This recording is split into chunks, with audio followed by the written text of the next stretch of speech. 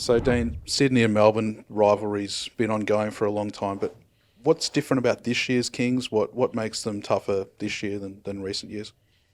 Yeah, no, they've been pretty tough the last couple of years, but it's still a system. I think a dribble drive system and really space the floor and rely heavily on the 3-point shot, rely heavily on pace and the ability to get to the foul line. And can you take away all of those elements? So many factors into trying to slow their scoring down. And part of it's getting great shots at the other end, and so Tassie done a pretty good job against them this year. We'll certainly watch some of their games, but yeah, just it's going to be a high level contest, and hopefully we've scouted well enough to restrict them the way that we want to. The guys did so well when you're undermanned last week. Looking like you won't have Daly and Clark this week. How tough's that going to be trying to beat the Kings, missing a couple?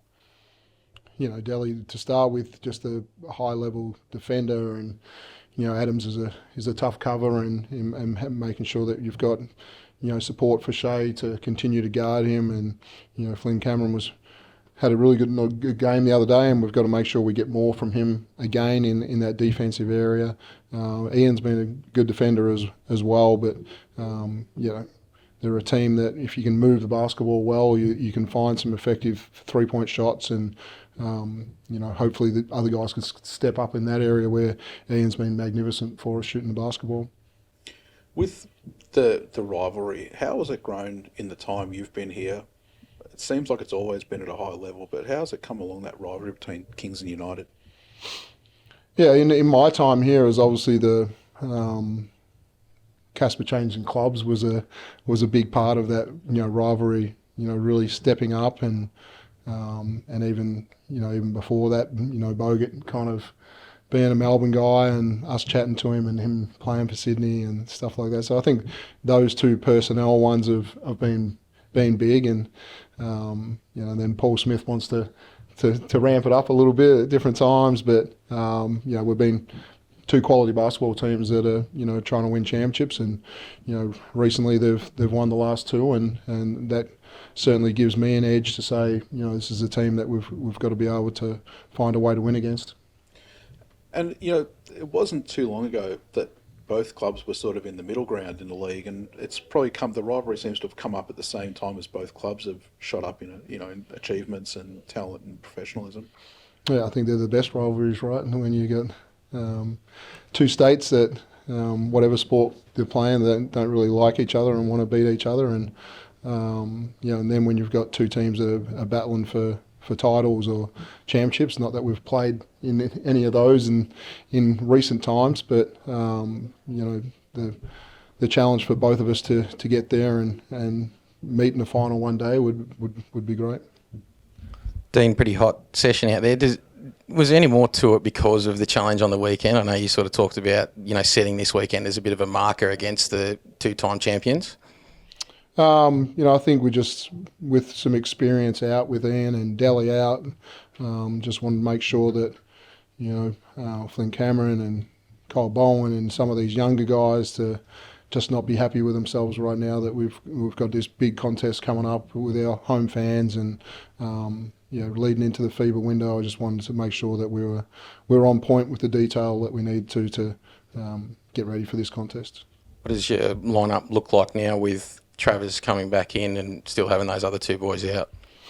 Yeah, the juggling act a little bit with, we were pretty clear about Kyle Bowen and Rob Lowe last week at the 4 spot, and now bringing LT back. It's how do we use Rob and KB best as well? So there's that side of it. Our guard lineup looks pretty similar to last week, so more of the same, and then there's some experience in Nooley and other guys that we didn't use as much that are still sitting there waiting for an opportunity as well. Just on Rob, I mean, he still looks like he's a NBL starter, and he's retired, but I guess he had a date. Has he still got that date to stay here? Are you going to lose him, or? Yeah, he's booked on a flight to fly out on Monday and rejoin his family and his son, and and then we've obviously had conversations about if there was injuries. We've kind of got the first right of refusal with him, and then he's got another child being born, around the playoff time and different things as well. So we'll stay in touch with him. He's going to start, practicing with his New Zealand NBL team and stay in shape. And hopefully we don't have injuries, but it's a possibility if we do. Dean, can you just tell us a bit about Brad Newley's role in the side and why you've kept him around? Because, I mean, there's guys like him often get shutted off at some point, but you've kept him the last couple of years. What's he sort of bring to you?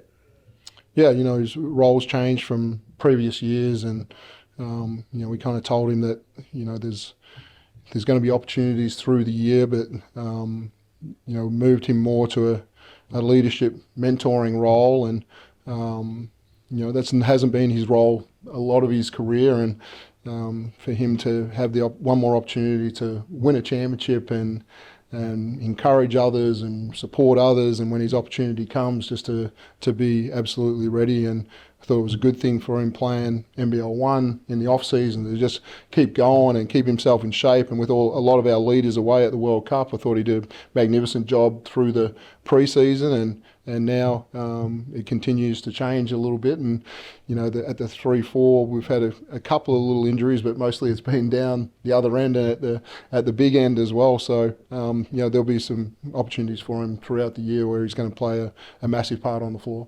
It must be so helpful to have a guy with 2 Olympics, 20 years experience, just there in the ear of the other guys.